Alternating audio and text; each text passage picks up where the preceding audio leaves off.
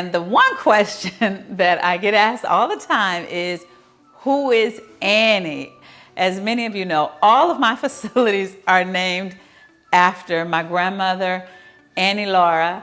That's who raised me. And I've had a few comments and people say, well, who is Annie?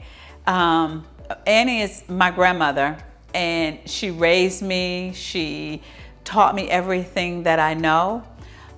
When my mom passed away, I was 16 years old, and my grandmother stepped in. And as I like to say, when everyone stepped out, my grandmother stepped in, and she is the one person that I credit everything about me. Everything that I am, guys, is a little bit of my grandmother. And so what I wanted to do is, I used to promise her that the world would know her name. And I want to hold true to that. And as my life started to shift and things started to get a little scary, and I started to just reflect on who I was, my grandmother's face just kept popping up, guys.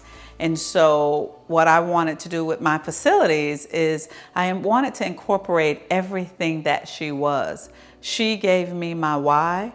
She was funny. She was a good cook. She was clean, and she was honest, and she was always there for me. And so with my facilities, guys, I'm always wanting to ensure that I provide to my residents what my grandmother provided to me. And she never said, and I've said it before, she never said the words, "I love you," but, and if Sterling were here, he'd agree with me, it was in the bacon. She would, "Girl, it's some food on the stove, go eat." And at that time in my life, I needed that. I felt safe. I felt free with my grandmother. I could think freely. I could be open with her.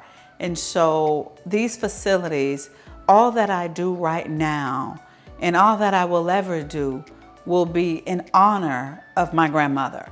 I get emotional talking about her because she gave up so much. And so I wanted a business that I could give back to her. Every time I walk through one of my facilities, I'm like, okay, my grandmother is in the building.